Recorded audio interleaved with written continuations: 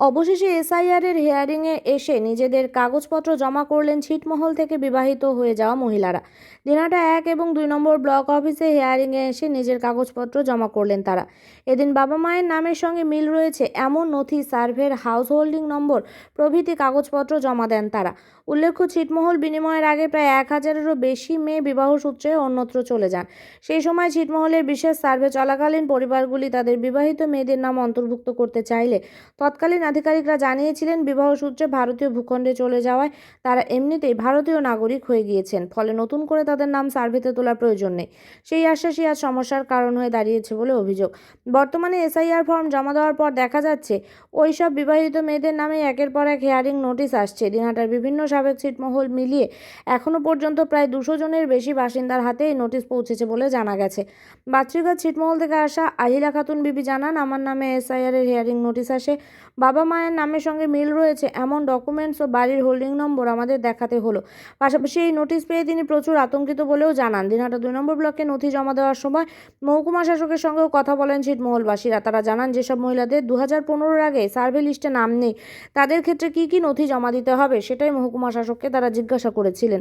মহকুমা শাসক সেই সব মহিলাদের যে কোনো নথি যেটাতে বাবা মায়ের নাম 2015-এর আগে সার্ভে লিস্টে থাকা নামের সঙ্গে ম্যাচ করবে এমন কোনো নথি জমা দিলেই চলবে। মহকুমা শাসকের এমন আশ্বাসে আশ্বস্ত ছিটমহলের বাসিন্দারা।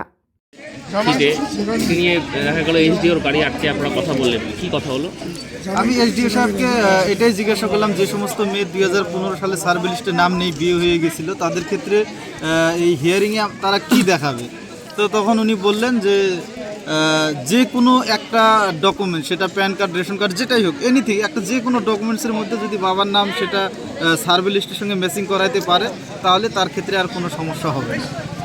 সংশয় থাকলো না, এই ক্ষেত্রে ছিটমহলবাসী অনেকটাই স্বস্তি, মানে সুবিধা হলো এটা, যে কোনো একটা ডকুমেন্টস দিয়ে প্রমাণ করতে পারবে। আর যারা একদমই দেখাইতে পারবে না সেটাও, তাদের ক্ষেত্রেও তিনি বললো যে সেই বিষয়টা তিনি কেস টু কেস দেখবেন আর কি বিষয়টা।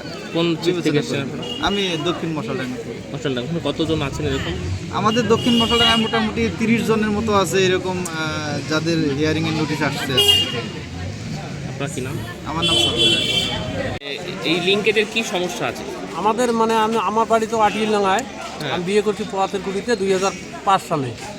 যখন বিয়ে হয়েছে তখন তো ওদের কোনো ডকুমেন্ট ছিল না, তখন কোনো সেন্সাসও নাম উঠে নাই, আপনার কোনো স্কুলও পড়ে নেই, স্কুলেরও সার্টিফিকেট নেই। তা আমরা যতগুলো পরে যখন এদের আমার শ্বশুরের ডকুমেন্টস আমি জমা দিলাম, জমা দেওয়ার পর জমা নিল, দেওয়ার পর বললো পরে আমরা চিন্তা ভাবনা করে দেখি। হিয়ারিং কাকে ডেকেছে? আপনার স্ত্রীকে? হ্যাঁ, আমার স্ত্রী। আচ্ছা, আপনার স্ত্রী তো লিঙ্কেজ নেই তাহলে? নাই। তাহলে যে এসডিওর সঙ্গে কি কথা হলো, আপনাদের কি কথা বললো এসডিও? এখন উনি বললো তো না, বললো খতিয়ে দেখবে।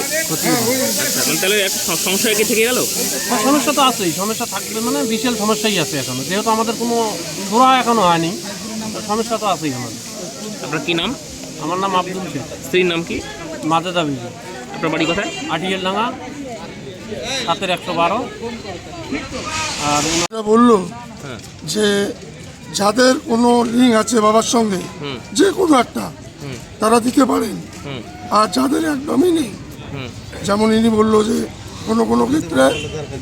কোনো ক্ষেত্রে কারোই নেই, তা সেটা বললো উনি যে অবশ্যই সেটা আমরা বিবেচনা করে চেষ্টা করব, ওই অবস্থায় দিতে হবে। ওরা চিন্তা ভাবনা করে, যাদের বাবার সঙ্গে লিঙ্ক নেই তাদের ওরা একটা চিন্তা ভাবনা করে। সমস্যাটা কি থাকলো তাহলে? হ্যাঁ, একটু সমস্যায় থাকলো, ওইভাবে জমা দিতে বললো। ওইভাবেই জমা দিতে। কতজন আছে এরকম সংখ্যাটা আপনার সিটে? এরকম প্রত্যেকটা সিটে অন্তত 50-60 জন হবে, একটা করে সিটে। প্রত্যেকটা সিটে বেশিও থাকতে পারে, মানে একদম লিঙ্ক নেই, একদম যে লিঙ্ক নেই এমনও 50-60 থাকতে পারে। বিয়ে হয়েছে কি 11-র আগে এদের? হ্যাঁ, যাদের 11-র আগে বিয়ে হয়ে গেছে, আচ্ছা, সেই ব্যাপারটা আলোচনা করি। আসার পরে বিয়ে হয়েছে, তার তো নাম হয়ে গেছে, এই এতটুকু। যার উনি একটু আশ্বাস দিলেন, বললো যে আমরা সেই ব্যাপারটা চিন্তা ভাবনা করতেছি। চিন্তা কি কমেছে আপনার এখন? চিন্তাটা কি? একটু হলো আশ্বাস পেলাম, একটু হলো আমরা আশ্বাস পেলাম। আপনি কোন সিট থেকে আসছেন? আমি কোয়াতুরগুড়ি, আমার নাম সাহেব।